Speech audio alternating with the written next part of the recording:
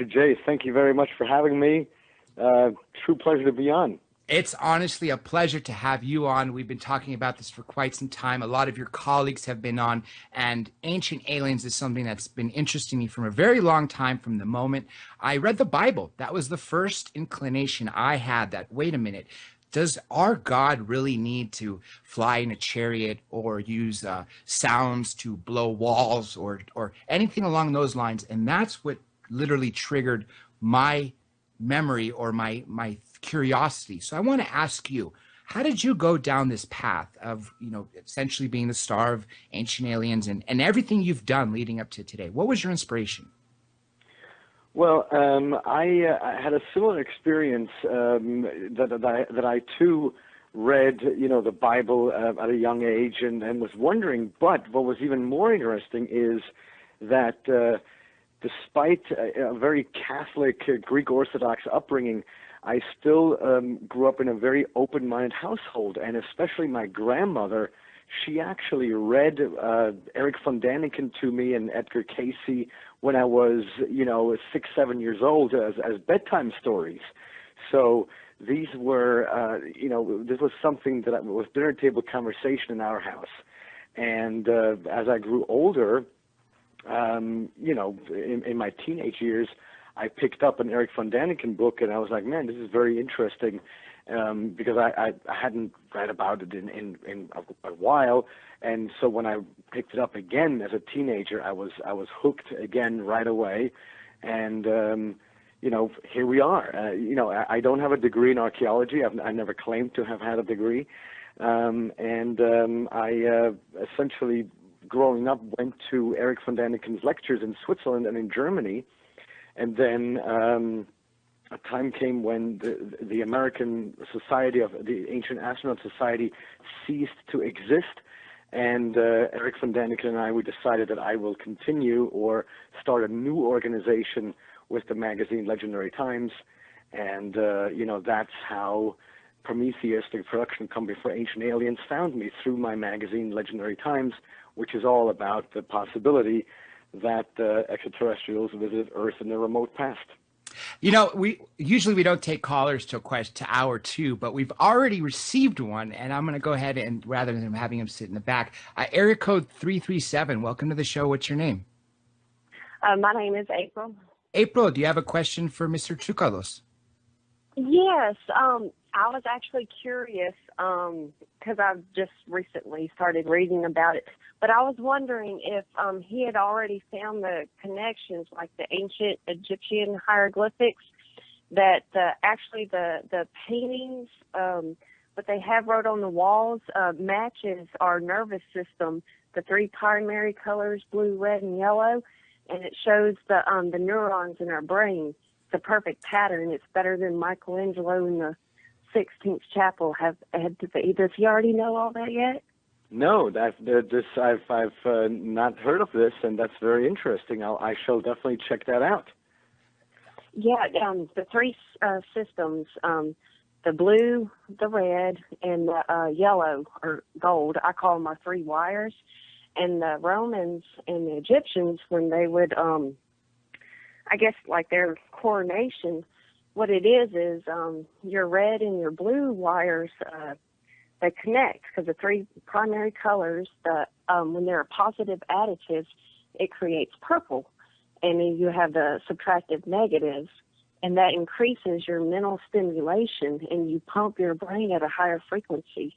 And we use more of the brain, and that's why they drew some of the pictures of the elongated skulls. But I'm not saying that Okay, sure, yeah. One didn't exist, but it stimulates extra growth. April, by all means. Very interesting. Yes, please send us this information via website, Dr. J Radio Live, and we will post it out there for everyone to see. And thank you very much for calling. And all you other callers, by all means, you could send tweets, or you could go into the chat room, or by all means, call in hour 2 for more questions.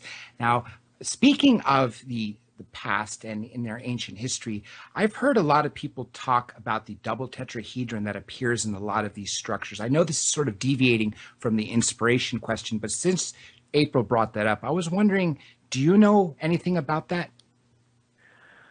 Well, what I find fascinating is that there are actually some artifacts that have been found in Ireland and in Scotland that are multifaceted structures, little stones that have been addressed in that shape, and some have actually determined to be made of iron. So very interesting stuff. So I think that there is something to be said about geometric structures that have been found throughout history, and who knows what they signify. I mean, I always think that all of these structures, they should be deciphered by mathematicians. And so recently I spoke with an astrophysicist, and he's very much interested in not an astrophysicist, but a plasma physicist, and he's very interested in crop circles.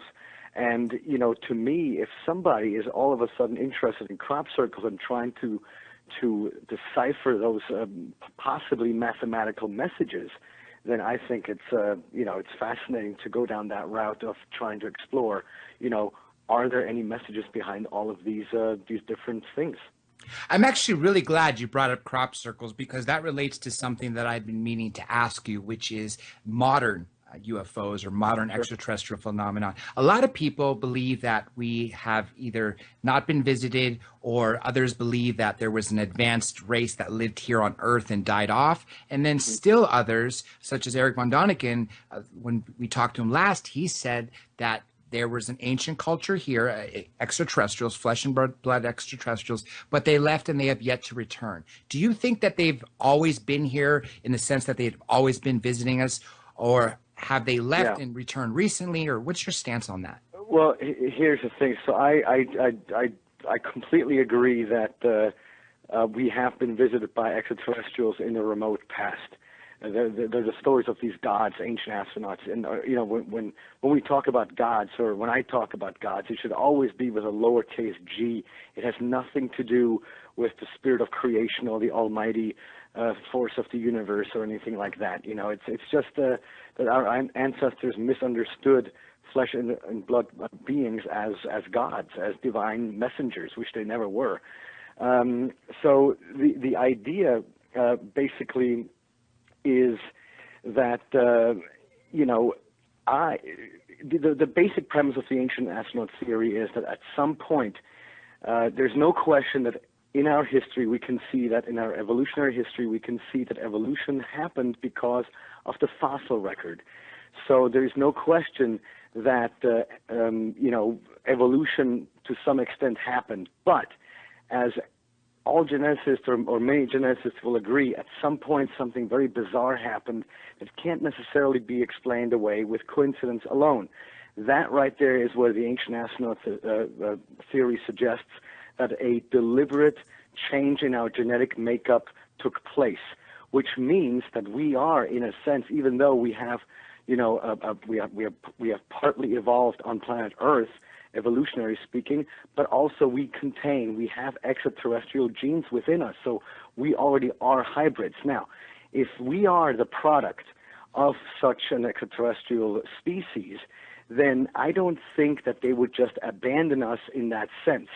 They would basically, as we can read in the ancient texts, they gave us the knowledge. I mean, they gave us knowledge. They gave us so-called intelligence, to the basic tools with which to achieve what we've developed into who we are today. And so I think that if somebody does that, then you don't necessarily abandon your creation or your quote-unquote offspring just like that. So I think that, yes, they might have disappeared. Let's say if there were 100 here or 1,000, then let's say 950 returned or left, but 50 remained, because I think that the reason why they were called the Watchers in the ancient past is deliberate. They're here to observe us. They're here to watch us. And so I think that we have been watched for thousands of years, and this continues to this day, and this has transformed into the modern day UFO phenomenon, because there's definitely something to be said that there's something there that we cannot explain. And whether we think that it's extraterrestrial or it's our modern technology or something like that, that's whatever. It's just a question mark. The ancient Indian text, I'm going to mess up the name if I say it, talks about an event which a lot of people describe as a nuclear bomb going off, where it was the equivalent of 10,000 suns shining that bright, people literally being, I don't want to say liquefied, but burned to death. Yep. What's the name of that text? I really don't want to mess it up. It begins with a B. Well, it's a part of the Mahabharata. It's a Drona Parva. Yes. It's an ancient Indian epic, and what it describes is, and all the ancient Indian epics, they read like modern day science fiction, because they speak of flying chariots that were able to fly through the sky with weapons and arrows of glowing fire that rained down upon the enemy and things like that. And so, there is a professor of linguistics, Professor Dilip Kanjilal. He wrote a book called the Ancient Weapons in Ancient India, and it's truly amazing. And yes, there's this portion, there's one passage that talks about this weapon being unleashed that was brighter than 10 or 100 suns that were up in the sky, and the elephants were so afraid they started to run and just leave everybody behind. And after this explosion, the entire land became very, very quiet. And afterwards, people started to lose their hair, and they started to lose their nails, and had boils on their arms and legs. Now, this is something that is a perfect description of radiation fallout. But this story is, very, very, very old. I mean, thousands of years old. And even if, because some have suggested that the basis for that story comes from dubious sources, that it might be channeled or something like that, which even the channeled information goes back 250 years, which is before what we knew about nuclear power. I have a written question here. I'm just going to read it directly, and hopefully it'll go in line. It says, what do you think of the idea that ISIS/ISIL are destroying ancient sites because the U.S. knows that soon the ancient sites/stargates are due to reopen soon, and they are going to cover it up as soon as possible to declare disclosure? I think that's complete hogwash. I mean, that's complete nonsense. I think ISIS, they are completely insane, and they are not operating under anybody's agenda. They're just completely insane, because nobody in their right mind would go and destroy, ancient cities like Palmyra, or, as they did a few months ago, Nineveh. I mean, Nineveh, it's one of the earliest cities on planet Earth. My heart is still broken. And, this is something where they destroyed their own heritage.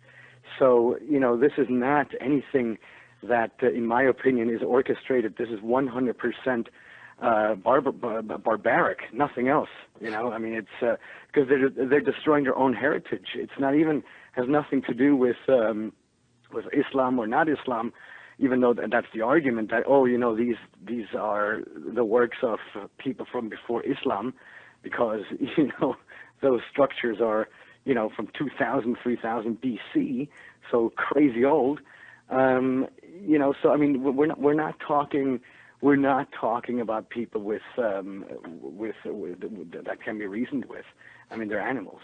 They definitely are, and I give the similar idea of that. If we're Greek, obviously, and if no matter how mad we got at our fellow Greeks or anybody, no Greek in their right mind would go and destroy the Acropolis or anything in that matter. My gosh, no, and that's the thing, I mean, well, I would have to say never, because with everything that's going on in Greece right now, I mean, it's horrific what's going on in Europe right now, with not just with Greece, but Europe is falling apart with the whole Euro debacle. So, I mean, but yeah, I agree. It might be a bit less dangerous, but at the same time, never say never.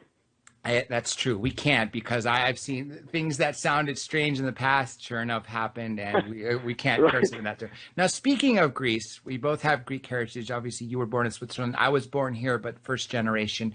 all my life, I mean, before I learned to speak English, I've been fed with, happily, mythology, Of every course. single story over and over, just to make sure Yes. it's ingrained in my brain. And I've always, realized that they couldn't have just made this up. So whenever my father and mother and Papu and my aunt and uncle talked about mythology, in my mind, I was like, how could it be mythology? It's not myth. It seems to me that they're just describing things that they can in words that they understand. Exactly something you said. Now, being part of Greek yourself, I'm sure you've taken a look at all the ancient Greek lore and all the Greek sites. What cities or what areas and structures of Greece stood out to you the most to have a link with the ancient alien phenomena?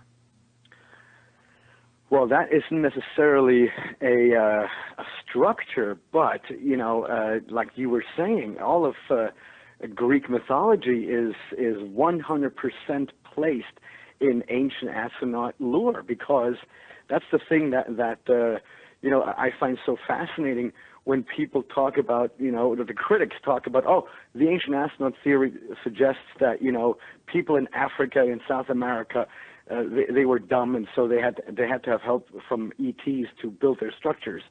Well, nobody said that, because guess what? Greece is in the heart of Europe.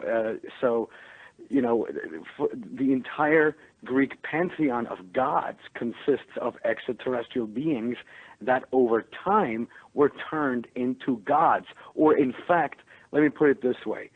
If and when, let's say 1,000 years from now, or if we're good 500 years from now, we'll master a way with which to go from this planet to another planet. And this is not something that we will do with exotic technology, but rather simple. If you have like a wheel that's spinning on its own axis, creating artificial gravity, if you go out with one of those, they're called generation starships. They turn their own axis, they create their own gravity, and the reason why it's called a generation starship is because everyone procreates on the starship, and then the 20th or even the 30th or whatever generation arrives at the destination. So it can be done to go from star to star. Now, once we arrive, and of course we'll not just roll the dice by going to a star or to a system, we'll go somewhere where we think there might be intelligent life. So once we determine that there is life, we'll go there and we'll see, okay, this life has potential to be incredibly intelligent, but they're technologically speaking, they're still primitive. So what will we do? Will we just stand back, or will we actually interfere with their evolution? And will we teach them a few things? And of course the answer is we will teach them a few things. So how will we make contact with them? Of course, first we'll observe them. We'll not, because the prime directive is only in Star Trek. It's not a real thing. So ultimately we will break the prime directive protocol, and we will make contact with them after observing them. How will we do this? We will descend from the sky. So what does that make us immediately? It'll make us gods. But all of us, the listeners, you and me, we know we are no gods. We're ordinary, quote-unquote ordinary space travelers. And this is exactly what happened in our past, and our ancestors thought, not because that they were intellectually primitive, but because they were technologically primitive. They didn't understand what was going on in front of their very eyes. And that's why we have those different mythologies and religions today. I wholeheartedly agree with you, especially when there's nothing that flies except what you throw, such as a discus or a bird. When you see a giant metallic anything, you're going to use your own words. So no wonder why they call it a chariot, or as Ezekiel calls it, a wheel within a wheel. Right, they're using... Alexander the Great called them the glowing flying shields and things like that. What I find fascinating is, and I'm sure you're familiar, and all of our listeners are familiar with that little gold pre-Columbian gold flyer pin. It looks like a modern day airplane, but it's an ancient funerary object. A lot of archaeologists, they say, well, these are nothing else but depictions of birds, fish, frogs, or some type of insects. Well, what they don't tell you is that there's no question that that culture did produce thousands of objects that did look like fish, frogs, insects, and birds and things like that. But if you put side by side those artifacts that are actually representing fish or birds, and then you put that next to those things that look like airplanes, it's not even the same category. And so, nobody's playing with open cards here. Nobody's making these comparisons. And so we have to start making the comparisons and say, okay, is this what you're talking about here? Well, if you put it side by side, it's not even close. But nobody talks about these things. So that's what we're here for. One of the episodes on Ancient Aliens, that famous gold that we were just talking about, that looks like a space shuttle from Egypt, that model, you built a replica of it a little bit bigger and added a propeller, and sure enough, it flew. Well, it wasn't me. Your crew. Your crew. Colleagues, yes. But that blew my mind because it was built exactly, the same shape, everything to the details, like I said, other than the propeller, and it was very aerodynamic. So my question is this is pure speculation. Do you think that they had a glimpse into the future, possibly in what we were using, or do you think this is possibly something that the visitors may have been flying in? Or what do you think was the inspiration for that, as well as the submarine-looking hieroglyph? Sure. Okay, so I personally do not think that was a glimpse into the future, because, and this is to briefly, and then you might have to remind me of the question again, because I might forget to go off into a tangent here. But the reason why I don't think it's them having had a glimpse into the future is answered by the same answer that I give when people ask me, do you think that the ancient astronauts that are described in our ancient texts as the gods are actually us time traveling from the future into our past, trying to teach us stuff? It's us from the future. We are the ancient astronauts. And, it's a very legitimate and a very interesting question, and a question that I've actually not only received for, almost 20 years now, but at the same time, I've really contemplated the question. And I have to honestly answer that I do not think that the stories of the ancient astronauts are us from the future, because I'm very familiar with what many of the ancient texts are saying. And so far, and this is why I'm saying this, because if somebody out there listening has a text reference that is appropriate, then please let me know. Because what I'm looking for is a text reference that says, it's us, we're from the future, we're helping you. But the gods, or those beings that came in the past, they only said, we come from out there. We come from the dark and distant, from the stars. We come from, from the heavens. They never said, we are you from the future. So that is why I think that the whole idea that ancient astronauts are time travelers, that it's us from the future, that is how I basically, look at the argument as, not valid. And then, of course, we also have the grandfather paradox. If there was time travelers from the future coming back, altering the history, wouldn't that alter everything now? And then secondly, you're right. They reference the stars, especially when they built structures aligned with stars they couldn't even see. Right, mysterious. Exactly. And also, but there was something else to this question that the submarine hieroglyph. Oh, the submarine, right. Okay, so now you're referring to a lintel stone that's at Abydos in Dendera in Egypt. No, it is at Abydos. And it's this carving of what looks like to be a helicopter, a plane, and some type of a submarine or something like that, or a tank. Some people say it looks like a tank. Is that what you're referring to? Yes. Okay. So in 2006, I actually published about this in Legendary Times, and to this day, I get flack for it. And it's actually quite all right, because I think it's very important to point out these things. It turns out that we're actually not looking at a helicopter. We're not looking at a tank. We're not looking at a UFO or a submarine. But what actually happened is when the son of the pharaoh, it was Ramses and Seti, or Seti and Ramses, when his son came to power, he walked through all the different temples and structures that his father had created, and he saw some of the inscriptions and said, okay, here I'd like to have a change made, and there I'd like to have a change made. And so what happened was that his artisans then had to carve new hieroglyphics on top of old hieroglyphics, thus chipping away at other older hieroglyphics and making it look like a helicopter as a result, because they're superimposed images. In Egyptology, they call that and you can actually look this up on Google, it's called a palimpsest. A palimpsest is when two symbols are carved on top of each other, and they make it look, as a result, make it look like something completely else.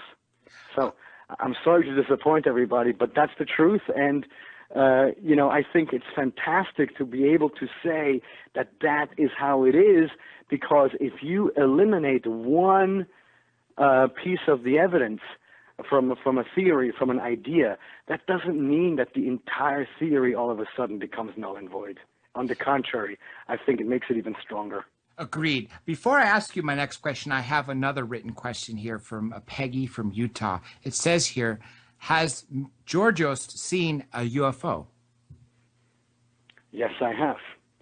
In fact, up until about a year ago, I would have not answered this question the affirmative, because back in 2005, I went to a night vision thing with my friend. Just to use his first name, Ross, in San Francisco. We were up to Sonoma to see Ed Grimsley, and it was one of those night vision things with, the night vision evenings with the night vision goggles. And what Ross, myself, Ed Grimsley, and three other guys saw that night was truly spectacular. I mean, really, straight up into the sky, and really bizarre stuff.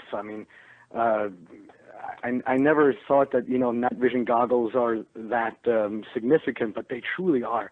And this was in 2005.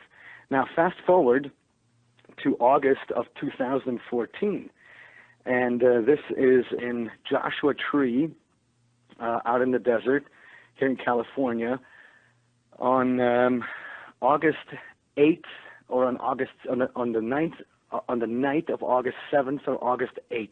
It was either Thursday night or Friday night.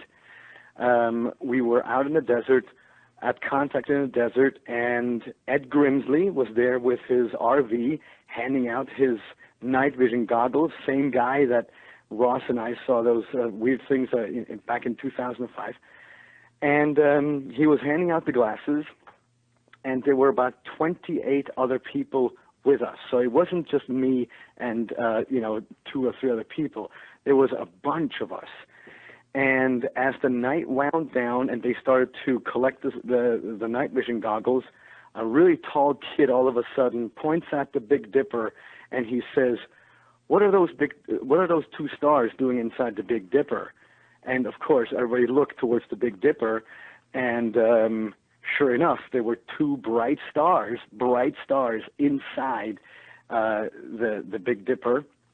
And Ed Grimsley starts to hand out the glasses again. We all have our eyes trained at this formation or at these stars, and the great thing was that you didn't need necessarily the night vision goggles. You could see it with the naked eye. And after about 10 minutes of observation, all of a sudden, those 2 stars that were inside the Big Dipper started to move up into the stars, equidistant from each other. Without moving from one another, but moving up into the stars and just, disappearing. Now, I would not be telling you this in a straight line, of course, that too.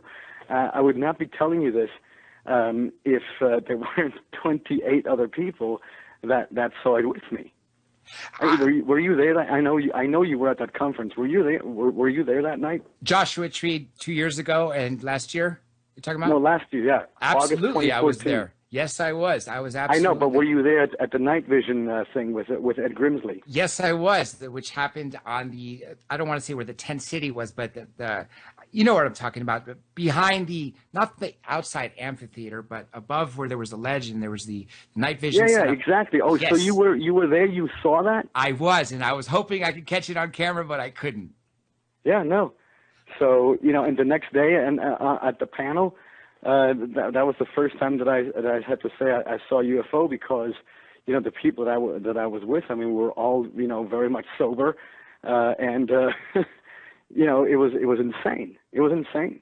And I'm glad you're able to talk about this now openly. And this brings me to the question I had before the written question came.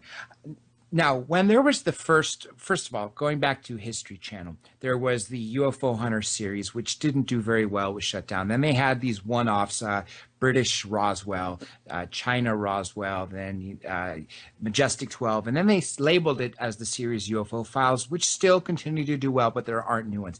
Ancient Aliens, there was a one-off, as you recall, obviously, because you've been a part of all of them, that had the famous debunkers in there. Michael Shermer talking about the Baghdad Battery. When you talked about it, when the series talked about it, he was like, well, so what? It has 4 volts of electricity, so what? But yet, when this turned into a series, there were, I believe, 6 parts for season 1, and then there's been, I think, over 100 plus episodes to date. Yes. You don't have any more debunkers, which shows to me that the acceptance from everybody out there watching has drastically increased. And in order to have so many seasons, people are still watching, which shows 2 things. One, the debunkers are sort of laying off, and the networks aren't putting them on as much because they were probably doing more harm than good. And 2, far more people are open to this idea than they were 10, 20, 30, 40 plus years ago. Would you agree? Well, and also what we have to think about, or what we have to be aware, and this is true, is that of all the quote unquote mainstream scientists that we have on Ancient Aliens, like Michael Dennon. I mean, he's a great friend of ours. He's open-minded, and I can guarantee you that each time that you see a professor on Ancient Aliens, or a scientist that speaks on Ancient Aliens, we did not hold a gun to their head to appear on the show. They're all doing this voluntarily, So it's not like, and so the idea that we now have, mainstream scientists talking about, aliens and the idea of extraterrestrial life, or technologies and rediscovery of this technologies like, the invisible cloak and things like that they're working on right now, that's really cool stuff. And I think that, in the 60s, the biggest taboo topic that scientists and especially astrophysicists were able to talk about was whether or not we're alone in the universe. And there were more people or more scientists actually questioning whether or not we're alone, as in, no, there's no way there's somebody else out there. We're the only ones. Today, this is in the 1960s, today you'd be very hard-pressed to find any scientist to say, or astrophysicist to say, that we are alone in the universe. It's a given that we're not alone. But the big taboo topic today, even though everybody is pussyfooting around it, is, all right, I guess we know that we're not alone, but, I guess they could have never come here. Well, why? Because we can't travel from star to star currently. That means that a society or a civilization that's, let's say, only 5,000 years older than us, that they can't do it either. I mean, that's the height of human arrogance, as Michio Kaku would say. That to suggest that because we can't do it, somebody else can't do it either. I never understood that type of thinking. Exactly. The world is flat, right? It has to be flat. People fly? No way. Someone flying to the moon and stepping on it? Science fiction. Right? There is a Facebook page dedicated to the flat Earth theories. There are people to this day believing that we live on a flat Earth. I just read about this yesterday. It's insane. It's insane. That is truly insane, because when you have new data, you have to rewrite what you already know. And that's why people call it theory as opposed to a fact. That's all it is a theory. You use the best available information to you and you create an idea of what led to it. When it becomes fact, then obviously it's fact. So a theory in modern day science is fact. Hypothesis. That's right. A hypothesis is something that's not accepted yet as fact. But a theory, I mean, that's considered as established science. Johnny's got a question in the UK. Go ahead, Johnny. Yeah, hi there. Egypt's head of antiquities, Dr. Azar Hawis, recently got upset with author Graham Hancock on his theories and refused to listen and debate with him about Göbekli Tepe. And I believe it was wanted to associate Egypt, but not the pyramids, but the actual water line around the Sphinx, and bring that closer to the 11,600 years BC, which is what he believes Göbekli Tepe is. And I found it quite strange that the head of antiquities didn't know anything about Göbekli Tepe at that point, and refused to debate it as if everything's closed. As someone who's investigating ancient aliens and obviously antiquities, how have you found the public domain and the way that governments and higher bodies put a close on things? What's your personal take on that? Well, personally, I have no. There's never been any time when we've submitted a cut of the show and we would receive a note back from the network saying, "Hey, you can't show this. It's too dangerous." This has not happened. So the idea that there are things that we can talk about and that we can't talk about, that sounds very sinister. And if you think about it, all these conspiracy theories, I mean, it's all about, everything is just sinister, and not everything is sinister. I mean, we would live in such an awful place if that were the case. I mean, it would just be awful. So the fact that Zahi Hawass did not even want to discuss, have an open discussion, it wasn't even long. I think they agreed to 45 minutes or for 35 minutes, a very short time, that he wouldn't even, give Graham the respect of participating and just blowing up beforehand and just, leaving before the event even, or the discussion even takes place. That to me is not scientific. It actually shows defeat, because, I know Graham Hancock and Robert Bauval personally. They're good friends of mine, and I know them as people, and I know that their research is genuine. And even if you could give, in Robert Bauval's case, if you could give one example how his theory pans out to be correct, that's not the case. You can give 50 different examples that all yield the same result. Well, that is not coincidence. So if you want, or not you, but if anybody wants to subscribe that 50 examples or 50 calculations all yield the same result, that is coincidence, well, there's nothing we can do. There's nothing we can do, man. It's over. So if that's what they want to believe in, so be it. You can tell them on a blue sky, on a blue day in the sky, that it's blue sky, and they will say, no, actually it's gray. That's the type of people that we're dealing with.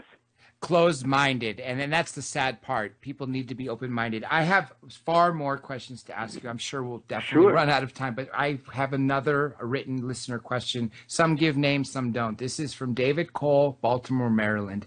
Does he think any one or two pieces of evidence are smoking guns as proof of ancient visitations? Obviously, he meaning you. Yeah, it's a great question, and my heart is in Baltimore. I hope everything is going well again. I think that from an engineering and from a rock cutting perspective, it would have to be the ancient site of Pumapunku in Bolivia, which is a part of a larger temple complex of Tiwanaku in the highlands of the Andes at an altitude of almost 13,000 feet. So we're incredibly high up there. there are a ton of sandstone blocks up there, which is a rather soft rock, so that can be cut, no question, with copper tools or metal tools and with other stone tools. But amongst this sea of red sandstone, there's also you will also find giant rocks that are gray, and that gray rock is andesite. And andesite is igneous rock. It's incredibly hard, and they have been cut with such precision that we today would have great difficulty in replicating it. And the only way that we today could replicate it is if we were to use, high-powered water jets or, diamond saws or diamond drills and, milling equipment and things like that. So that's number one.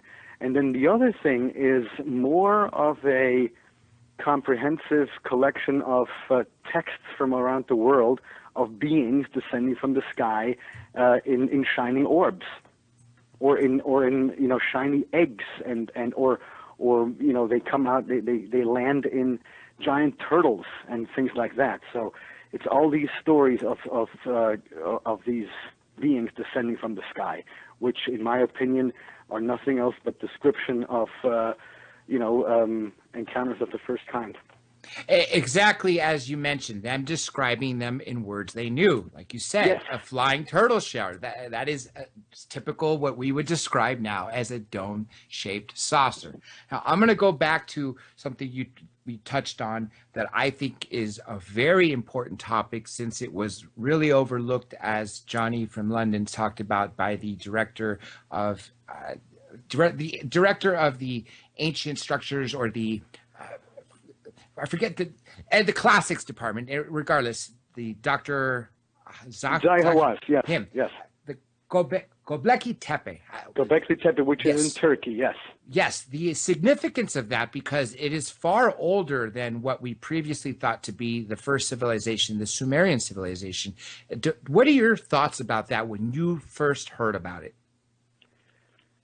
Well, it will not be the last ruin that will be older than what our textbooks or our school books are writing or are teaching us. It's the same with our fossil records too. I mean, every year or every other year we find a new pre-human, like when we found Homo floresiensis in Java, the Hobbit people. I mean, what is this? I mean, they have been deemed legitimate. So what's going on here? So, the idea that Göbekli Tepe is 15,000 years old, well, I've got news for you. There are people that have determined that Pumapunku or Tiwanaku may be 28,000 years old.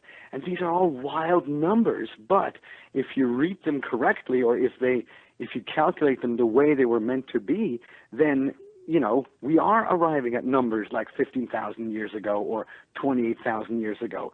But some modern-day archaeologists are now saying, oh, our ancestors didn't quite know how to calculate properly, so instead of solar years, they used lunar years, and they made mistakes here and they made mistakes there, and at some point they also were drunk, so they didn't know what they were doing. So, and I'm the one who's insulting our ancestors? I don't think so. I would agree with you and disagree with everybody else that we can't be insulting them. As a matter of fact, what are they going to say? Every single person was drunk, or every single person was eating peyote or whatever the local drug was at the time that made them hallucinate? It just doesn't make sense. There's just way too many people and way too many structures. And one thing I like that you talked about earlier is some of these structures are built in such ways and that are so precise that we can't even replicate them. Some of them so large, we can't even lift them. Well, actually, we can. But what we would do is we would use the most sophisticated in heavy machinery. We can cut stone like andesite in Pumapunku. We can do that stuff, but we would use high-tech machinery, and therein lies the difference. So, David Childers always used to say that, it had to have been easy. To me, it looks as if some of those rocks, they had the capability of melting or softening the stone, and then they were able to mold them or pour the stone into a prefabricated mold, and then the stone over time would harden again, and so it would be placed, in place when it was hard again. So, because once, or if you ever have been there, you can touch the surface of some of those rocks, and some of it is like glass, like a bathroom mirror. So the precision is unbelievable. There's this one rock with a groove that's equidistant. It's perfect. That goes down. It has holes in it that are equidistant in depth, and it's an andesite. And you can't do that with chicken bones or with copper tools. It's not even wishful thinking. It's pure physics. Speaking of the numbers, some people, Zecharia Sitchin, for example, talks about the fact that the Anunnaki, according to his translation, is that they came back, or that they were here and created us, essentially, like you were talking about, took what was here, Homo erectus or Neanderthal, mixed it with extraterrestrial DNA and created the modern day Homo sapien, and he dates it as far back as 250,000 years. Did you find any link to things going back as far as that, as far as the ancient structures that you've looked at? Not necessarily ancient structures, but if I may say a word about the whole Zecharia Sitchin idea, I agree with his notion, especially how far back he actually goes. But I disagree with his idea that we were created as slaves, or that somehow we are still slaves to this day. It might be possible, perhaps, that at some point that a worker force was needed, whatever. But I disagree with that. I think that the extraterrestrials were here. They saw that there was potential amongst mankind and wanted to see where it leads. Because the idea that they came here to mine for gold is unfortunately uncalled for, because providing that such a thing as the Big Bang happened, which can be questioned. If the Big Bang happened, that would mean that every celestial body throughout the universe, on average, has the same amount of gold or any of the elements within its body. So the Anunnaki, whoever they may have been, they didn't need to come to Earth to mine for gold. They could have, remained in their own solar system or wherever they're from, to look for gold. So, therefore, I have a bit of a hard time agreeing with the whole idea that they came here for gold, because you can go to the moon, you can go to Mars, you can go to anywhere and mine for gold. You don't have to come to Earth. So, I think it was way more of an intergalactic Peace Corps type of an idea, instead of, the sinister, humans were slaves initially concept. There definitely is a lot of gold in other materials and other planets. We have a little over 5 minutes to break, and I have 2 more written questions, as well as Johnny's got a question in the UK. So I'm going to go ahead and let Johnny ask first. Go ahead, Johnny. Hi there. Right. Well, the first question is do you think the magnetic pole shift is helping, or is the cause of the global consciousness awakening, a vibrational change that is happening right now around the world? That's our first question. And I can answer the first question right away. That's not my expertise, and I have no idea. Okay, and the second question is, do you feel that the kids of today may see your show on the History Channel and take it literally as real history?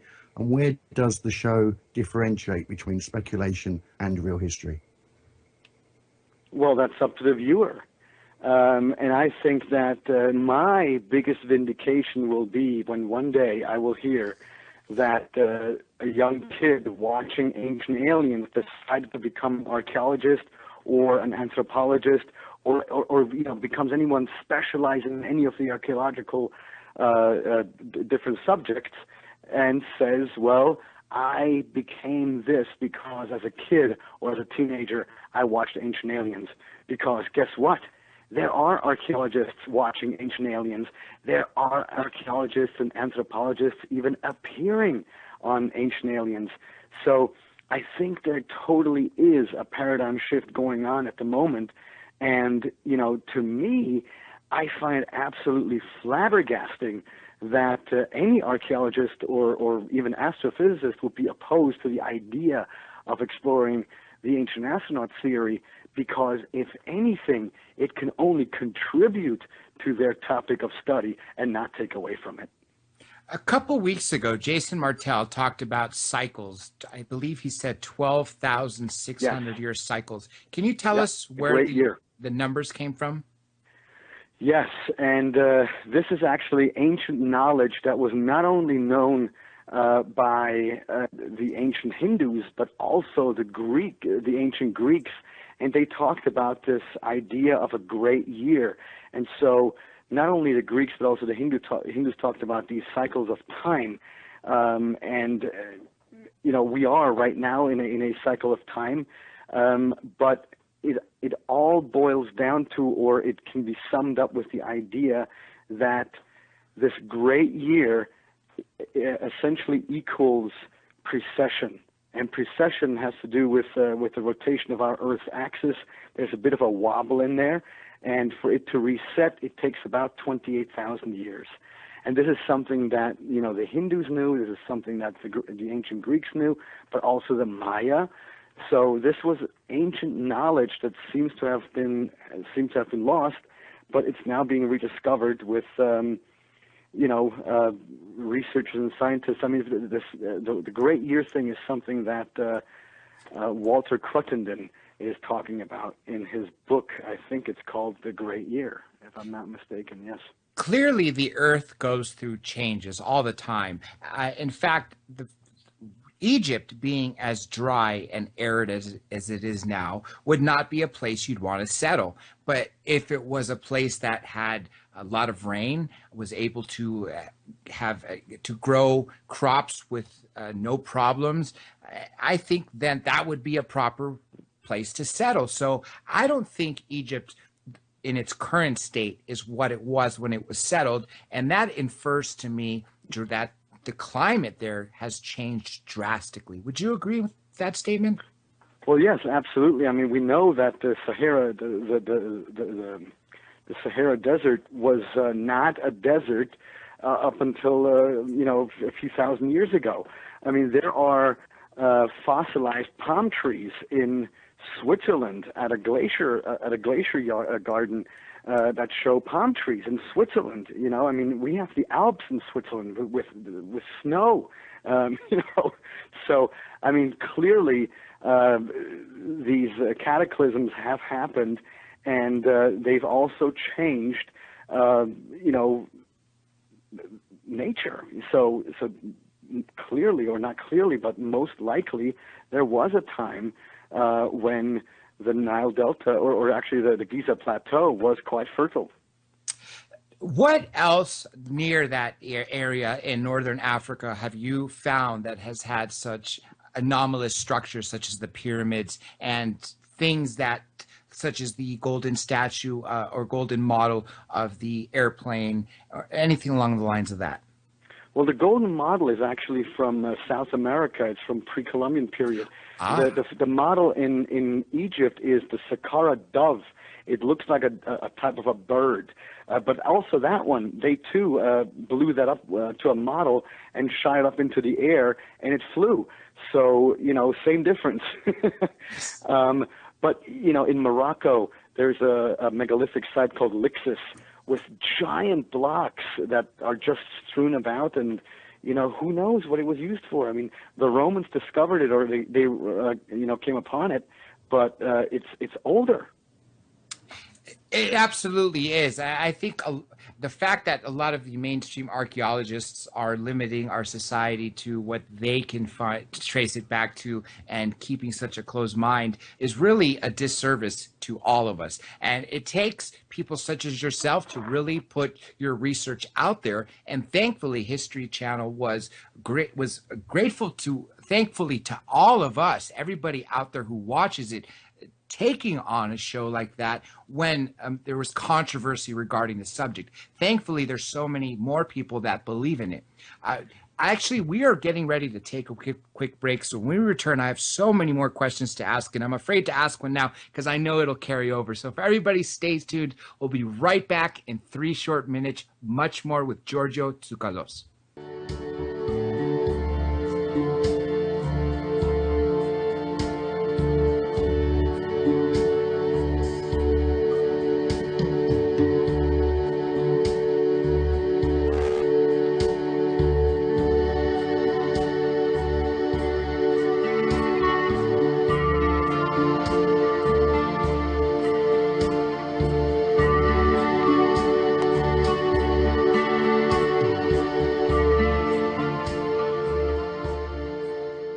Welcome back to Hour 2 of Dr. J Radio Live. Of course, I am your host, Dr. J, and co-hosting with me live in London is Johnny Webb. Before we return to our all-star guest, let's talk about some quick news real quick. The most recent interviews have yet to be uploaded, so hang tight, everybody. Daniel Sheehan, John Anthony West will be uploaded, as well as Jason Martell had a glitch in it, and he will also be re-uploaded. What is uploaded is Congressman Merrill Cook from the Citizen Hearing, along with Stephen Bassett, William Henry, Michael Cremo, and the Andreasen Affair. Those are the most recent videos, as well as the large library of all the other interviews. And like I said, all 200 plus interviews will be uploaded to this new channel. All you have to remember is Dr. J Radio Live, DRJ Radio Live. That is the name of the website, drjradiolive.com, and every social media account from Facebook, Twitter, Instagram, Flickr, Tumblr, Google+, you name it. That's all you need to remember. And the winners, 22, 23, and 24, I announced them this past Tuesday. I was supposed to save some for today, but I wanted to give everybody notice. That way they have a chance to get accommodations. You can find all the information of where to stay at contactinthedesert.com. And if you want to see if you're one of the winners, and if you haven't seen the email, all you have to do is go to my website again, drjradiolive.com, and click on the Contact in the Desert winners. Again, that event is happening California in Joshua Tree, near Palm Springs, near 29 Palms. Friday, May 28th to Sunday, May 31st, with some special intensive workshops. Monday, June 1st, over 40 speakers. This is labeled as LA Weekly as the Global UFO Conference, with, of course, today's guest being the headliner, all-star speaker, and that happens to be, as we said, and as you've been hearing, Mr. Giorgio Tsoukalos. Giorgio, it's been a pleasure this past hour, and before I pick up on our questions, I wanted to ask you two things. First, if you could tell people a little bit about what you're going to be doing at Contact in the Desert, and then secondly, where can people find you, where can they find Legendary Times, and what's in your future for you?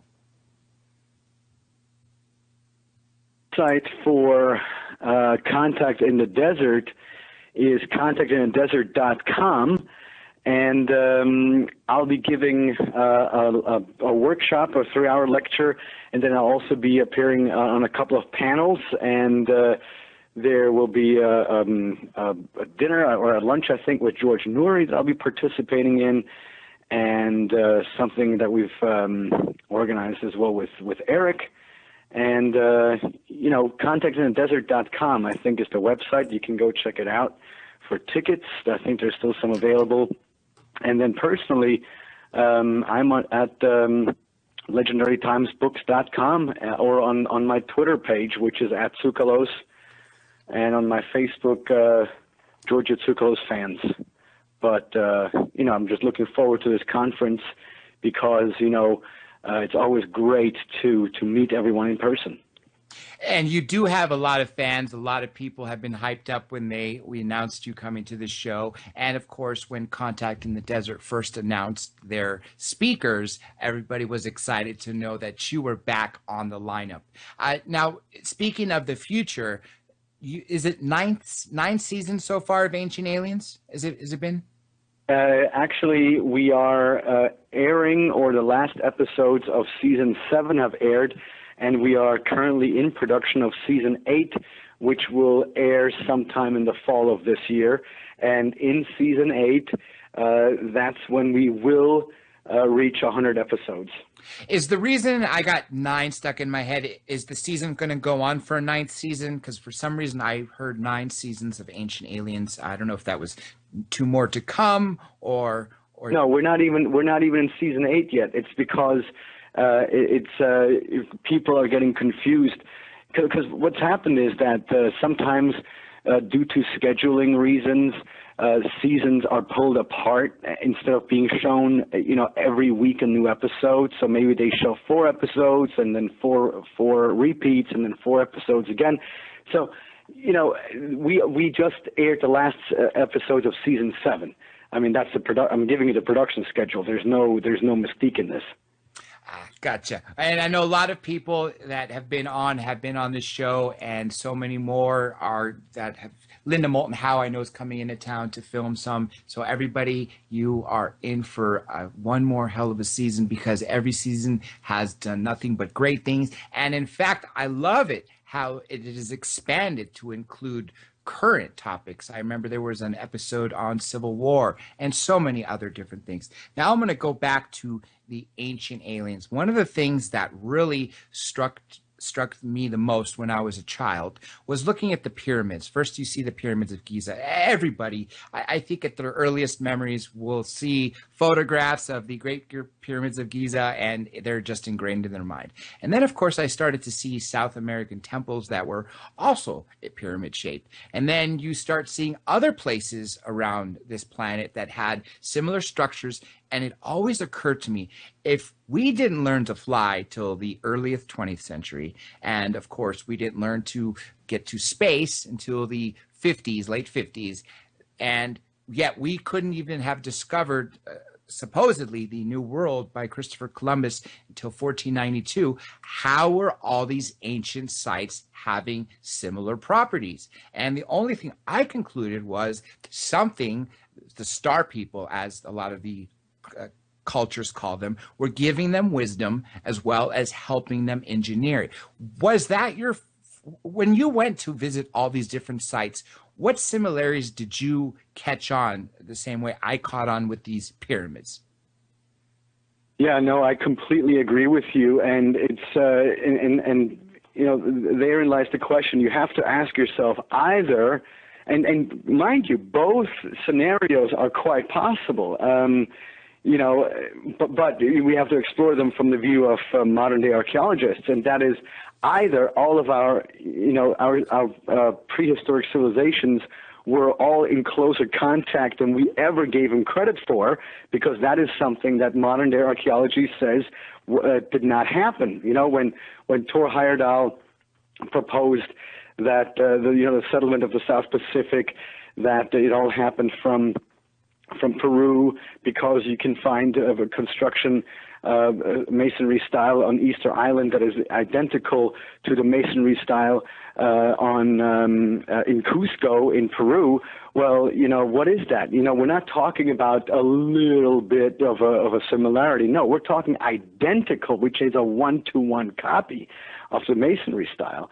So either our ancestors did circumnavigate the globe way earlier than we gave them credit for, or the only other remaining solution is that they were visited by the same teachers, that all these different cultures were visited by someone, and these people didn't come on boats, they came from the sky.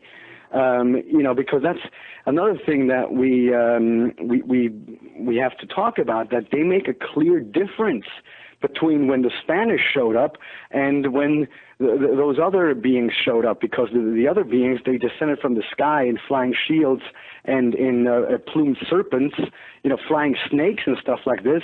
And when the Spaniards arrived, then they actually described, they were, people in ships. So, the powers of observation of our ancestors, it was impeccable. They knew what they were seeing, and they knew what they wrote down or what they put in their oral traditions. There was a picture I saw of a wall in Peru that really blew my mind. It had 4 layers, each representing a different civilization, the top being the most modern, the one below that being the Spanish when they conquered it. Below that was the Incan, and of course you see how poorly constructed it was. Below that, it is so perfect that you couldn't even fit a human hair, and that really blew my mind. Do you know which structure I'm talking about, where it has the 4 layers of the wall in Peru? Sure, absolutely. It's called Sacsayhuaman, and it's a gigantic fortification, and that is actually not the only example, because Sacsayhuaman is right outside of Cusco. Even if you go inside of Cusco, the Inca walls, well, they're actually a misnomer. Those giant megalithic walls are actually all pre-Inca. The Inca themselves say, or they told the chroniclers, that when the Inca stumbled upon the scene, all this stuff was already there. So even in mainstream archaeological circles, experts, Inca experts to this day are actually debating, or they don't know, they can't give a clear answer who the pre-Inca were, because most of the structures that we today considered Inca are in fact pre-Inca. And one way of identifying pre-Inca structures is if they are megalithic in size, meaning, blocks of stone that are, multiple tons heavy and up to, 50, 60, 100 tons. At an altitude in Tiwanaku's case of 13,000 feet, how was the stuff transported? Oh, wooden rollers. Really? Wooden rollers at an altitude of 13,000 feet? We are above the natural tree line, so no trees ever grew there for them to be, deforested and used as wooden rollers or logs. It's an impossibility. So, nobody thinks about these things. That thinks about them, but nobody questions them. Everybody says, oh, yeah, they used wooden rollers. No, they didn't. Wooden rollers did not exist up there. Brian Forrester has been doing a lot of work with the Paracas people in Cusco, and he's been coming out with some strange skeletons and skulls, the Hawaii skeleton and stuff like that. What do you make of that? Are they human or are they alien? What's your take on that, Giorgio? Look, there is absolutely, and that's a great question, there's absolutely no question in my mind that many of those elongated skulls are the result of artificial head binding with wooden boards by the parents upon birth of the infant, of the child, in order to imitate or mimic the gods with the elongated skulls to show or to praise whoever it was they worshiped, but they worshiped someone.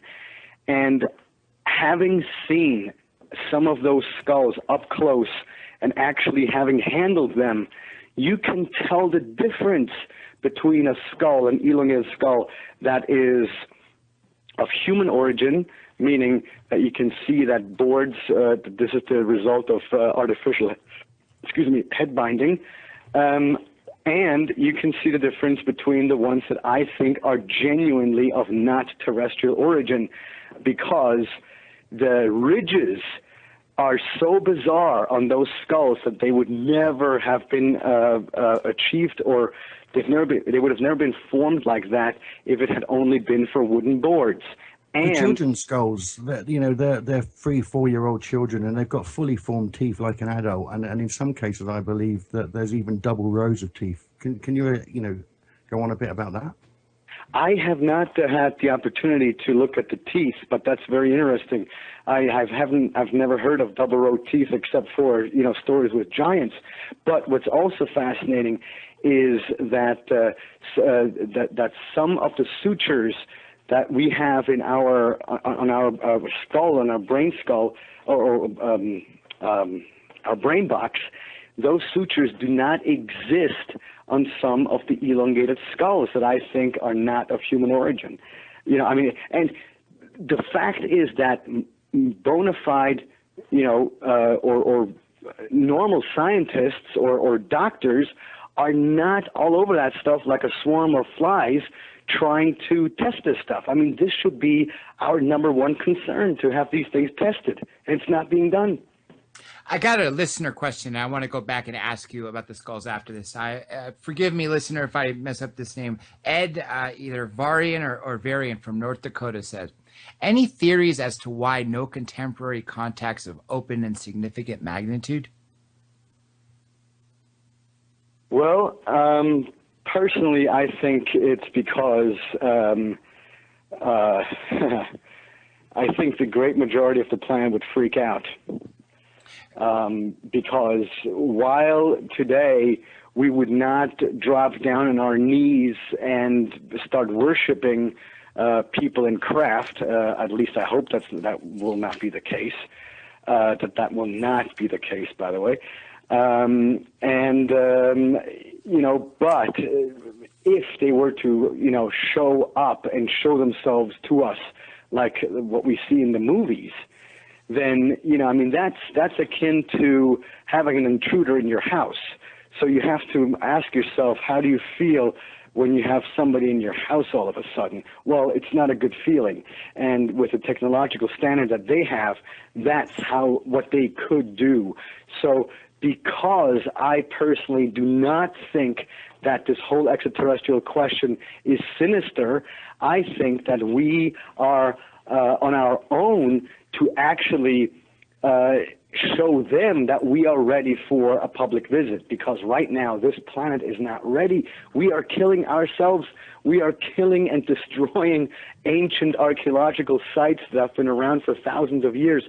I mean, if we are being watched, no, not if, we are being watched right now. It is as if they're observing a giant anthill, and an anthill is more organized than we are, to be honest. Yes, it is. And you're absolutely right. We are definitely in a state of chaos. We have a caller, so I guess I'm going to have to yield on my question. Area code 717, welcome to the show. What's your name? Thanks. This is Lou Sheehan. I've called in before. That's right, Lou. Do you have any questions for Giorgio? I do, but it's not going to be quite what he expects, I don't think. Even if, I'm just curious, how many scientific studies are currently underway relating to the plains of Nazca? Even if the scientists don't have the same perspective, it just seems to be whatever perspective they're adopting should be encouraged just with intention. You're breaking up a little, Lou. I got the first part of the question, and I can answer to that. So in 2006, 2007, the Erich von Däniken Foundation actually was able to commission archaeologists from the University of Dresden, Germany, to conduct some research on the ground at the plain of Nazca that would explore the questions that we were interested in, and not necessarily, whether or not there are any bones to be excavated and things like that. But what we were interested in is to find out what's with the consistency of the ground, the electric current, because there's a median electric current in the ground, and what we found all throughout the planet with the magnetic field and the Earth's energy, what we found out is that at the beginning and at the end of some of these lines at Nazca, especially the ones that are wide bands that look like runways, and by the way, they never were runways, ever. No, Eric, myself, nor some of my colleagues in the ancient astronaut theory have never proposed that the lines at Nazca were runways. It's ridiculous. It's sand. Any craft would sink in. It's absolutely dumb to suggest that we said that they were runways, which they never were. But at the beginning and at the end of those bands, of those wide lines that look like runways, the ground current, the electric background radiation is 8,000 times higher than the normal background radiation. It's very bizarre stuff. You can put a compass there, and the compass needle would just, go in a circle. And then also we found high amounts of ammonia and nitrous oxides and things like that. I mean, just bizarre stuff. So we published this scientific report in the pages of Legendary Times if anyone is interested. Oh, okay, and that's in English then? Yes. Is that it? Oh, okay, thank you. I'm sorry. I have a lung situation at the moment, so my voice can fade in and out. I apologize. It's okay, Lou, you got another question? Just very briefly, even if other scientists don't share the same perspective, are there other scientists doing work there? And it seems to me even they should be encouraged just to bring attention to the whole phenomenon. I'll put it that way. Oh, sure. Yeah, no. Look, scientists, of course, they're working there. They're excavating. They're doing impeccable work. They're in the heat. They're sweating. They're looking at every shard 100 times. So they're definitely working there. Mm-hmm. But the thing is that, even when you talk to those archaeologists who are working there, they will tell you, if you ask them, well, so who or why was this all made, or what was the purpose? Right. And they will say to you, and this is a fact, well, this was all done by the ancient people that lived here on this plain, the Nazcans and the Paracas culture, and they did this in order to worship the gods up in the sky. Well, okay, great. And now what? See, this is where archaeologists go home and they say, case closed, mystery solved. Right. Well, not really, because what we are asking is, who were these gods? Because human beings were as lazy 100,000 years ago as we are today. So the idea that out of a figment of the imagination, we're going to build these gigantic geoglyphs in the hot desert heat, it's absolutely a ridiculous proposition. Lou, thank you for calling. And everybody out Sure. there calling, Thank you please do us a favor and mute your radio before you call in, and wait till your area code's called. Area code 6865. Welcome to the show. What's your name? My name is Nathan House. Oh, do you have any questions for Giorgio? Yes, he was talking about the Nazca lines as far as the magnetic field, how they run along the lines of the Earth. How would this tie in as far as to like what Tesla was tapping into and where he get his information from? Well, that's a very great observation and question. Tesla essentially proposed, and he was able to prove it, that the Earth gives off electricity, and that was his whole idea, and that was in fact his invention that somehow, in quotation marks, got lost. And that is that electricity not only is available through the Earth, all around the planet, but it actually emanates, or could emanate, if by installing those different towers that he called Tesla towers, in order to harness the electricity out of thin air. Basically, he invented or proposed that electricity can exist wirelessly like we know the internet today. And if you think about that we could have electricity for free because, let's face it, the Earth is a giant power plant. There's a reason why all of his papers disappeared after he died. Well, that was because of Westinghouse, correct? They tried to destroy it because they wanted to harness the energy themselves for money, correct? Well, yeah. Then now we're entering into what could have been and what did happen and so on and so forth. All I'm saying is that Tesla invented free electricity for everyone. How it happened or why it happened, that's not my area of expertise. Now, do you think that came from kind of what they were tapping into as far as Nazca and the pyramids as well, where they were trying to interconnect together? Possibly, sure. Look, in one episode of Ancient Aliens, in one of the earlier seasons, we actually proposed that the obelisks in in Egypt are, energy conductors and things like that. So, I would not put it past anyone to suggest that, somehow all these things or sites are connected, and if ultimately connected in the right way, maybe they can be powered up. Who knows? I mean, this all sounds like science fiction, but we live in an infinite universe, so that means there's infinite possibility. I appreciate you taking the time for me. I was just curious. These things run through me quite a bit, and I try to connect the dots. I watch you, and I watch Childress, and as far as Eric Von Vaniken, of course. But I appreciate taking the time to answer some of these questions for me. Well, thanks very much for calling, and I appreciate you being a fan. More proof that you are truly inspiring so many. And again, this is why I'm proud of you as a Greek, as you are doing us Greeks very, very much proud. Here's an international question. This comes from, I'm going to try to read it properly, Peter from Cambodia. Has he ever investigated or ever seen the ancient 7-step pyramid in Cambodia called Ko Kur? And has he ever linked it to any other ancient race?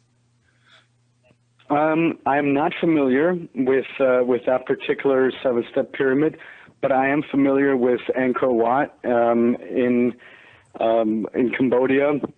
In fact, it's on my short list of my travel plans. I would love to go to Cambodia, and so when I'm there checking out Angkor Wat, I'll definitely go and check out that 7-step pyramid as well. No question. I mean, Angkor Wat is truly amazing, really. I mean, and it's also, once again, aligned with the stars as well. Now, I'm going to go back to what you were saying something earlier when you were talking about the giant heads. I wholeheartedly agree with you that so many parents were binding the skulls of their children to essentially imitate and to thank the gods, as you said, lowercase g, because they are not the creator. They were what we perceived as gods, but yet they were imitating something real. And Akhenaten, a lot of people speculate that he had a giant skull, not from binding, but because he was an actual extraterrestrial. What do you think about that? Well, not just his head, but also his body. If you look at the representations of Akhenaten, whether it is in carvings or whether it is in a statue or on papyrus or a painting, not only does he have a very weird head with an elongated head, but it's also kind of wide. He has these bizarre cheekbones, these kind of duck-faced lips, and then he has these very bizarre elongated limbs and a pot belly and very thin arms.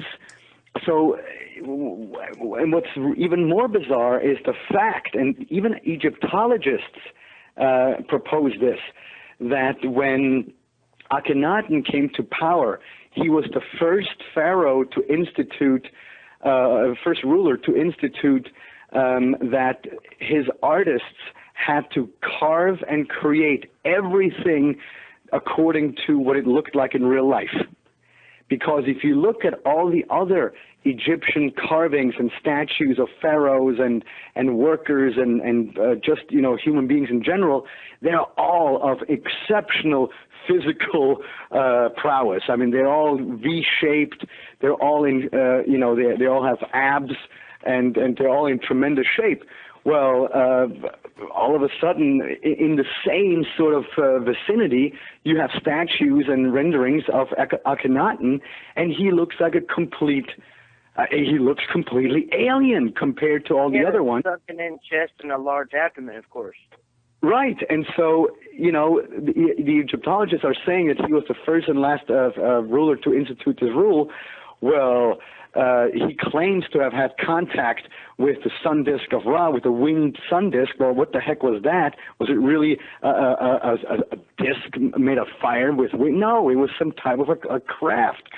And so who knows? And so the idea then is that not only was Akhenaten depicted the way he looked, but because that's what he looked like, he was most certainly not 100% human, but he was hybrid or he was 100% of extraterrestrial origin. Johnny's got a question from London. Go ahead, Johnny. Sorry, I'm going to have to cancel that question. Okay, no problem. The flood, the great flood, we obviously hear about it in the Bible. From Noah was told to build the ark, the great ark that saved, two animals of every animal.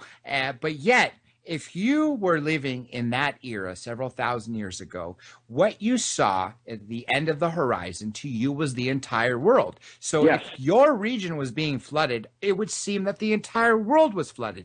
But at the same time, we see this flood story appear in multiple texts. Do you think it's the same flood in the same region that was just interpreted in multiple areas, or was there a flood in multiple areas, different times? Well, this is all an incredibly open topic, and I mean, you've literally opened up the floodgates right now. So, it is such a loaded question, such a complicated question, because Graham Hancock's next book, it's going to come out pretty soon. It's going to be called Magicians of the Gods, and in there he will add fuel to the fire that has been flaming for a very long time now, but it's been a very low flame. It's been a very easy, low, quiet discussion. But the discussion has been that there seems to be evidence that around 10,800 years ago, the Earth was exposed to a giant meteor shower, and millions of people vanished and millions of people died. So and this is a story that has been percolating for a while, but it has not yet been 100% accepted by mainstream science, because we know that, or it has been accepted by mainstream science 65 million years ago, a giant dinosaur killer with the asteroid. But the idea is that 10,800 years ago, or 10,800 BC, Earth was exposed to a giant meteor shower with horrific results, and many people died, and that translated into the worldwide flood stories, which all happen to point towards that period of time in our human history. That's what's so fascinating, because if you go to Pumapunku, which is at an altitude of 12,800 feet, well, the evidence that we have, the way that the stones are laying in the dirt, the way they have been submerged in the soil, leads 100% into the direction that place at one point has been flooded. So we now have two opposite corners of the world. We have South America, and we've got the Near and Far East with flood stories. And all of a sudden you have to wonder, did that stuff really happen worldwide? Some cataclysmic effect or event like a meteor shower, or was it just locally? And I think that now we have to start to shift our thinking, because that also goes back to the destruction of perhaps of Göbekli Tepe. Yes, and you're absolutely right how it opens up the floodgates, because there are so many questions involving that topic. Here's just a couple of them. For one of them, was it natural as part of Earth's cycle, or was it intentionally done by the extraterrestrials to kill off a certain race? That's one of the questions. And then the other theory that I've heard is not about the cause, but some people, I believe it was John Anthony West, talked about there being water erosion on the Sphinx and so many other things. And those are just two of those topics, let alone underwater structures. For instance, off the coast of Japan, I hear there's some pyramids that are now underwater, which obviously at the time, if they were built, they couldn't have built underwater. They couldn't have been built underwater to begin with. Which of those three do you want to tackle all at once? Well, let's start with the third one, with the underwater monument in Yonaguni in Japan. It's right off of the island of Okinawa. It's this underwater structure that looks as if platforms have been cut out of the bedrock, because clearly it's a natural formation. It's sort of this hump, sort of this amphitheater type rock formation, but that rock formation clearly has been cut, has been artificially worked on, and so it's today it's underwater. It's 30 feet underwater. Well, how was this done? So you only have two answers to the question, or two solutions, and that is either they had access to scuba gear, which, archaeology obviously declares as an impossibility, which is fine, I agree with them. Or, number two, this was, they manipulated the stone, or they artificially changed that rock formation when the water levels worldwide were lower. So this means that we have to go back before the last ice age, which was 14,000 years ago. That precludes mainstream ideas, because according to mainstream ideas, 14,000 years ago, we were nothing. We were just munching on bananas. Exactly. That's what the mainstream theory says, that we were munching on bananas and barely in the Stone Age, let alone building some of these megalithic structures or have used any of the technology. Right. So, and unfortunately, not unfortunately, fortunately for us, but unfortunately for them, you can't have it both ways. You cannot say a Stone Age person knew about the connection of the pyramid and the numerical pi. You just forget it. It's an impossibility. It's not wishful thinking. It's an impossibility. And so it's those things that we have to finally come to grips, that there are certain things in our history that don't make sense, not because our ancestors were intellectually primitive, but technologically primitive. And there is absolutely nothing wrong with being technologically primitive and receiving help along the way, because all of us, every single human being that has become an adult, is who they are as an adult due to one thing, and that's education. We've all received help along on our way of growing up. We received help starting to speak. We then went to kindergarten. We then went to elementary school, and so on and so forth. We've received help all along as human beings. So the idea that a long time ago, the first basics, the tools for who we are as a species today, that this was imparted to us by extraterrestrials in the remote past as help, that somehow undermines human ingenuity, I do not understand the critics. And you know what? I don't care about them, so whatever. And they're being outnumbered. They really are, as more people are waking up. When me and you were both in school, we were told that there was no planets outside of our solar system. But yet anybody who's 22 years or younger was in kindergarten after we've discovered these Earth-like planets or planets outside of our solar system. So you're right. They're the people that are debunkers and skeptics, their days are numbered, because at some point their narrow-mindedness has to end when presented with evidence. I have a really broad question, so I'm going to try. I really don't know how to ask this. It comes from Pixie. It doesn't give me a state or country or anything. It says, could you ask him about the Watchers? That's all it says.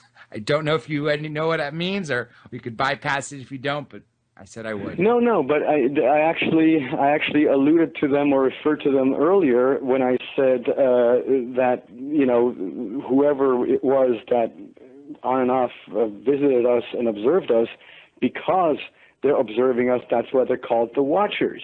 And I don't think that in any way, shape, or form has changed to this day, because if, and this is my opinion, if we are the offspring of a direct genetic targeted mutation of our genes that was directed and performed by humanoid or human-like extraterrestrials, and we are sort of, we were, quote-unquote, created in their image, as some of the ancient texts are saying, then, I think that that this whole idea of the Watchers has remained with us to this day, because if we are, their children, so to speak, then I don't think that we were completely abandoned throughout the last 5,000 years. I don't think that they were here 5,000 years ago and then they disappeared and boom, they were back in 1947 with Roswell. I don't think that is the case. I think that we have been on a watch list for the past, at least 100 to 200,000 years, because who knows what was up with our human ancestors? How far did they make it? What happened to them? I mean, we now know as a scientific fact that some of our human ancestors and Homo sapiens, we all lived together. So why did we survive? What made us so special? Because our brain certainly wasn't the biggest. It changed over time. The volume actually tripled. So what was going on? So it's all a giant question mark. I'm really glad you mentioned that, because a lot of the mainstream archaeologists and anthropologists say that Homo sapiens evolved from Homo erectus and Neanderthal. But yes, as you allured to, there was a period of time where we, Homo sapiens, were living side by side on the same continent of Africa with Neanderthal. Well, not just in Africa, also in Europe. And that blew my mind away, that the fact that they were doing that, yet we've been taught all our lives that no, that can't be right, since they died off long before we ever came to be. So that was just more proof to me that the science needs to be corrected. As fast as we write it, it gets rewritten. Well, and that's what's so cool about the whole idea of our ancient texts, because many archaeologists would have us believe that what we read about in the ancient texts, that we should not take it, literally. And no kidding. Of course, we shouldn't take it literally. But at the same time, you see, what's so fascinating is that when you have a couple of text passages, and one text passage talks about that, there was a square full of people, and they were waiting for their teacher to arrive so that they could have their next lesson in learning. And then and this paragraph is considered to be okay and apparently reporting the truth.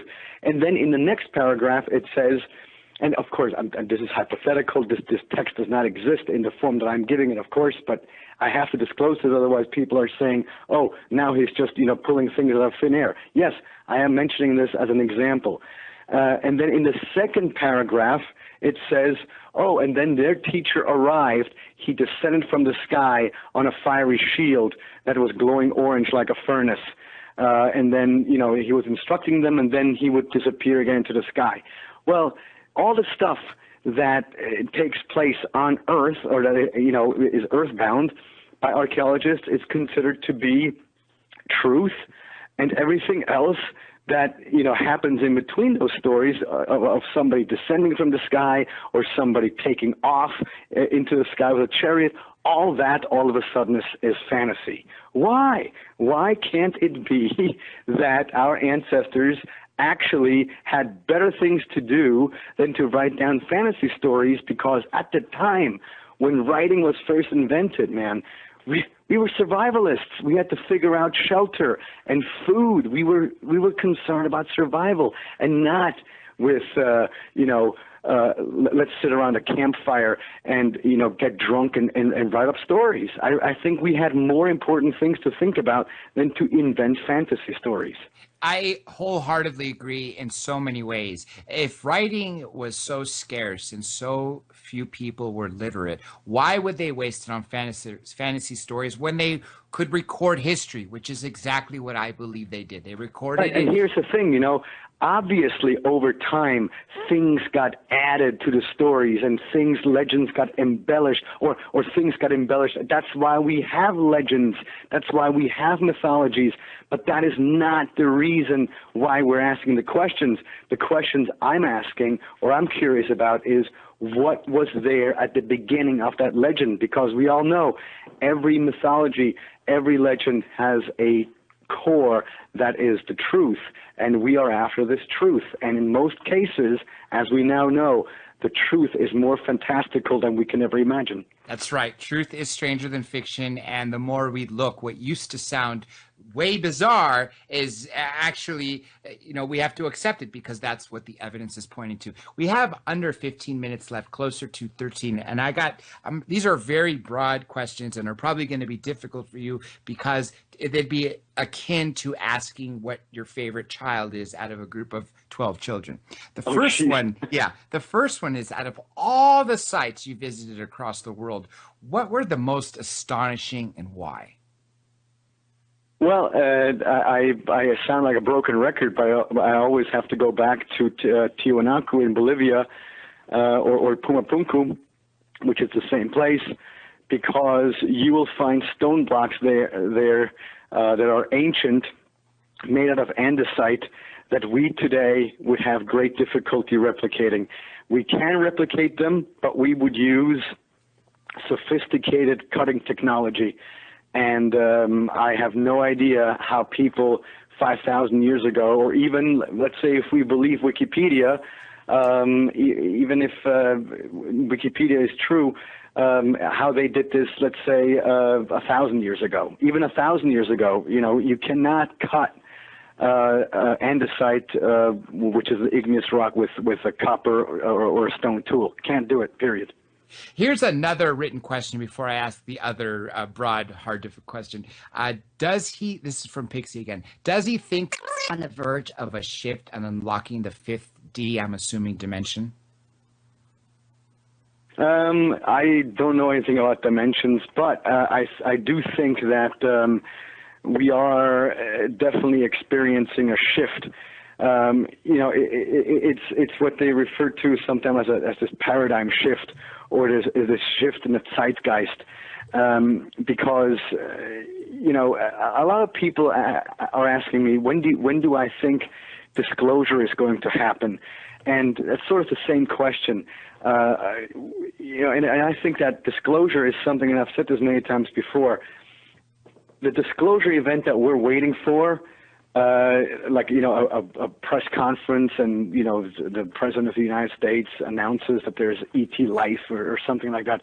That, in my opinion, will never come. Disclosure, I think we are in it. Disclosure is a process. It's a long process, and if you go to the movies right now, all those movies are about extraterrestrial life in their remote past and their interaction with mankind, and how we're all part of a bigger picture. TV shows, Ancient Aliens, these are all questions that we have as mankind. And I think the fact that all this stuff is on the air is, in my opinion, a way to prepare the masses with the idea, hey, think about it.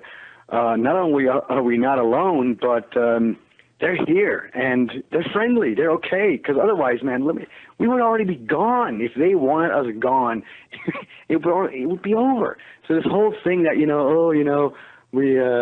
we can fight them and blah, blah, blah, and we got to watch out, and we can take them if they come to us. No, we can't. There's nothing we can do anyway, so we might as well enjoy it and be friendly, You're absolutely right. If it had been a scenario out of Independence Day, we would be gone. Like you said, there's just no if, and, or buts. If they have the technology to get here, how easy would it be for them to obliterate us? So you're right. We have to take it as it is and be friendly. And I've always been saying this. People can't be passive and wait for POTUS to tell us that, hey, by the way, just so you know, that we've been visited and we've been keeping it quiet about it. No. Disclosure is in everybody's hands. Everybody out there has to be proactive. By watching Ancient Aliens, by watching In Search of Aliens, by reading Legendary Times and spreading the word, people are actually making a difference. Now here goes the other children-like question of Best Children. Of all the episodes you filmed, it's going to be, again, really difficult because there were so many fascinating. I couldn't even list you my favorite ones because there's way too many. Which ones stick out in your head more than others when you look back in the history of what you've done for History Channel? I especially love season 1. of Ancient Aliens, and my favorite episode in season 1 is called The Evidence, which I think is episode number 1. So season 1, episode 1 is my favorite episode. And then I got to say, the pilot that we did, God's Chariots and Beyond, which it is now called, which was the first Ancient Aliens episode that we ever did, the first 2-hour special, I thought that was quite amazing. And then, you know, every season there are a couple of shows that for example, in season 3, or maybe it was in season 4,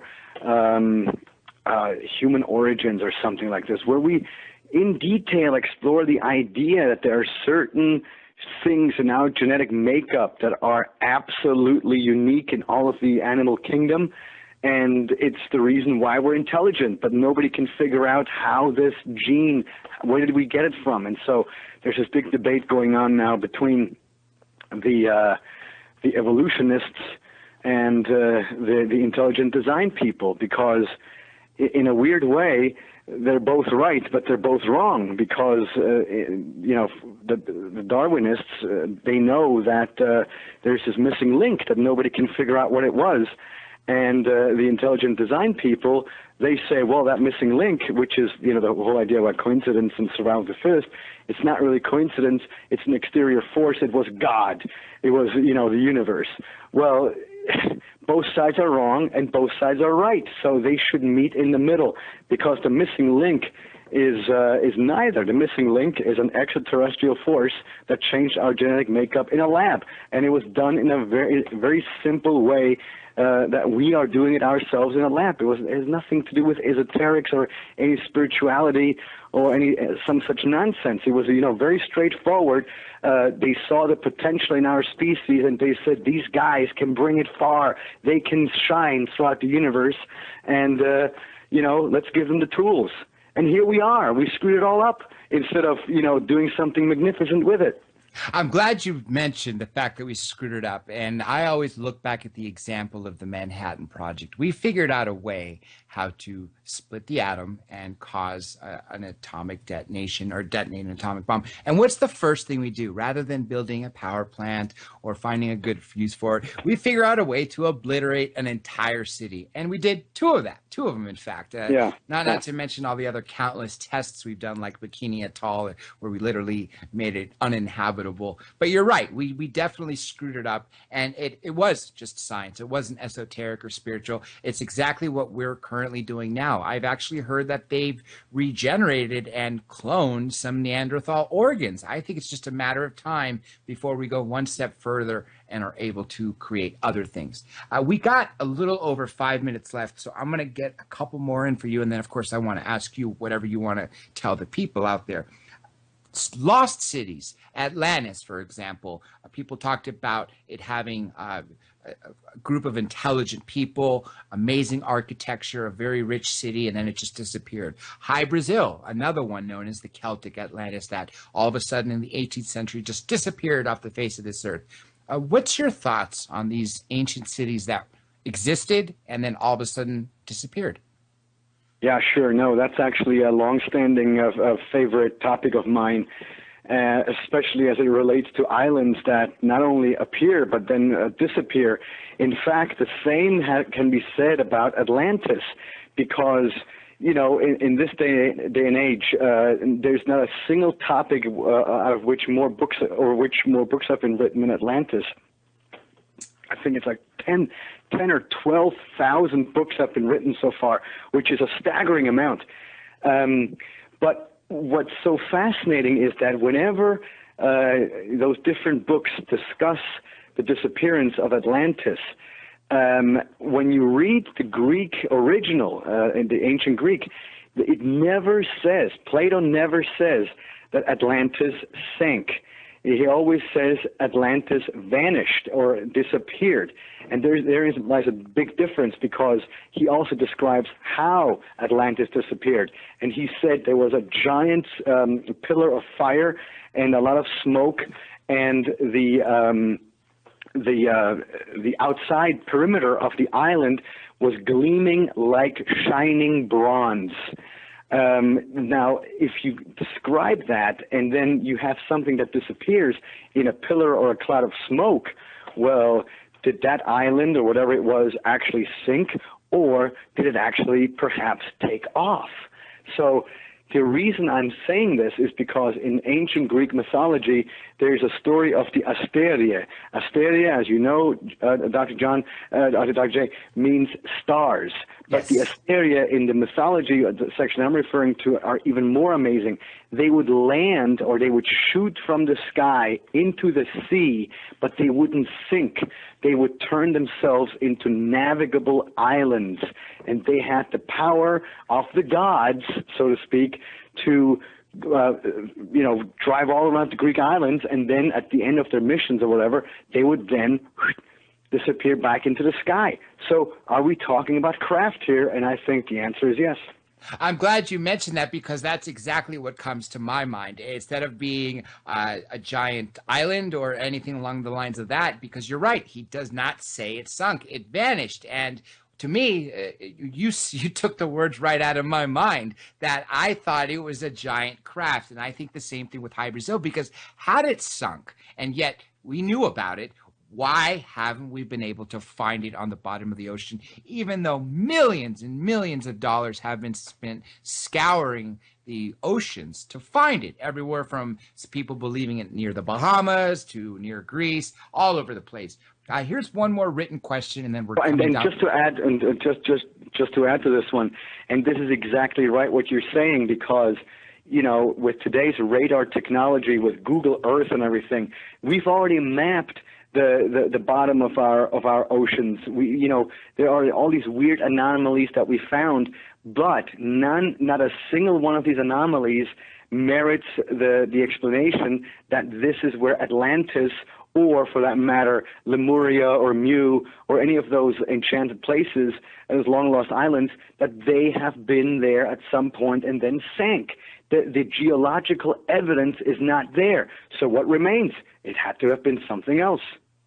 Exactly. And one thing you mentioned earlier, that POTUS, I don't think POTUS is going to disclose anything, that it's up to everybody. I've always thought that instead of the military having things, that everything might be in private corporations.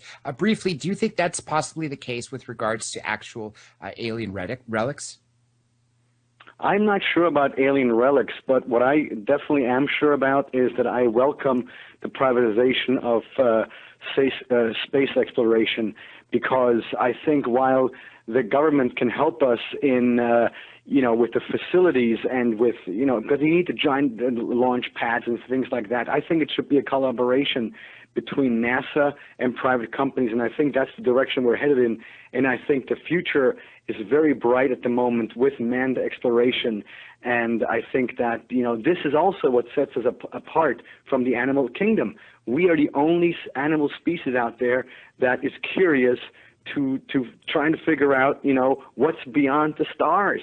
I mean, what other animal does that? And that's what makes us so special. Exactly. Giorgio Tsoukalos, it has been an honor to have you on the show. Please stick around afterwards real quick to briefly thank you off air. But I wanted to ask you in 20 seconds or less, if you have one message for everybody out there listening, what would you have to say to everybody?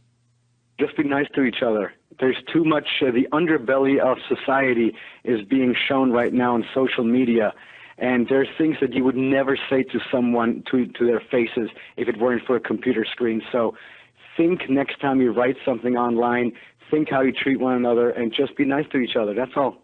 That's right. I have to agree with that. This explosion, the entire land became very, very quiet. And afterwards, people started to lose their hair, and they started to lose their nails, and had boils on their arms and legs.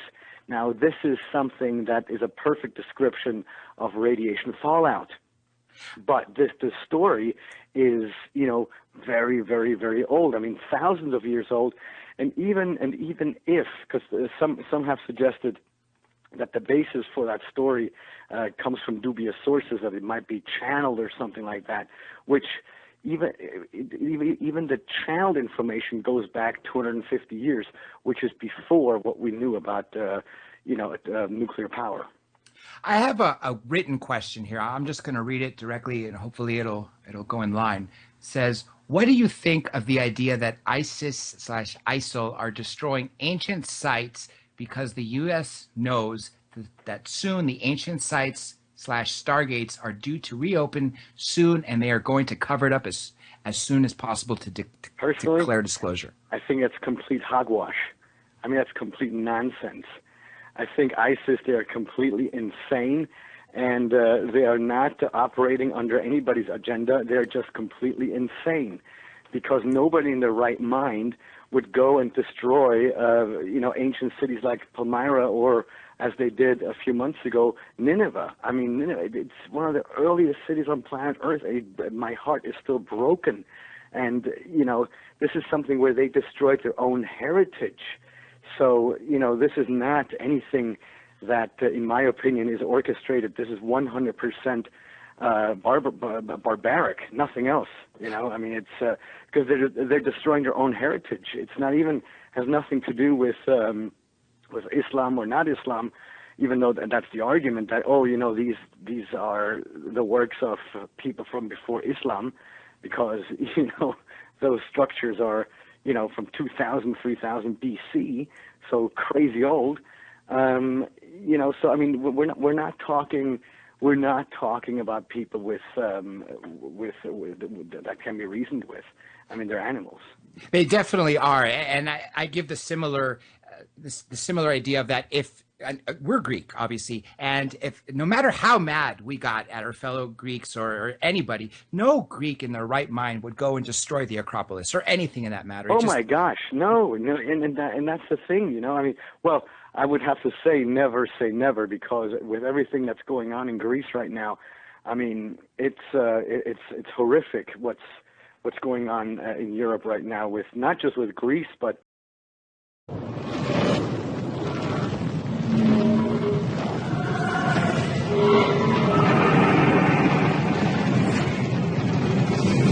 Dr. J, thank you very much for having me. True pleasure to be on. It's honestly a pleasure to have you on. We've been talking about this for quite some time. A lot of your colleagues have been on, and Ancient Aliens is something that's been interesting me from a very long time, from the moment I read the Bible. That was the first inclination I had that, wait a minute, does our God really need to fly in a chariot or use sounds to blow walls or anything along those lines? And that's what literally triggered my memory or my curiosity. So I want to ask you, how did you go down this path of, essentially being the star of Ancient Aliens and everything you've done leading up to today? What was your inspiration? Well, I had a similar experience that I too read, the Bible at a young age and was wondering. But what was even more interesting is that despite a very Catholic, Greek Orthodox upbringing, I still grew up in a very open-minded household, and especially my grandmother, she actually read Eric von Däniken to me and Edgar Cayce when I was, 6, 7 years old as bedtime stories. So these were, this was something that was dinner table conversation in our house. And as I grew older, in my teenage years, I picked up an Eric von Däniken book, and I was like, man, this is very interesting, because I hadn't read about it in a while. And so when I picked it up again as a teenager, I was hooked again right away. And, here we are. I don't have a degree in archaeology. I never claimed to have had a degree. I essentially, growing up, went to Eric von Däniken's lectures in Switzerland and in Germany. And then a time came when the American Society of the Ancient Astronaut Society ceased to exist, and Eric von Däniken and we decided that I will continue or start a new organization with the magazine Legendary Times, and that's how Prometheus, the production company for Ancient Aliens, found me, through my magazine Legendary Times, which is all about the possibility that extraterrestrials visited Earth in the remote past. We usually don't take callers to hour 2, but we've already received one, and I'm going to go ahead and, rather than having him sit in the back, area code 337. Welcome to the show. What's your name? My name is April. April, do you have a question for Mr. Tsoukalos? Yes. I was actually curious because I've just recently started reading about it.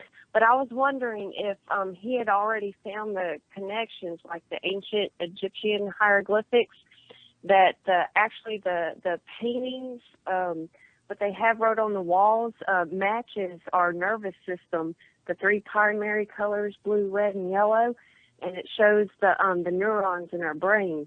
It's a perfect pattern. It's better than Michelangelo in the 16th Chapel. Does he already know all that yet?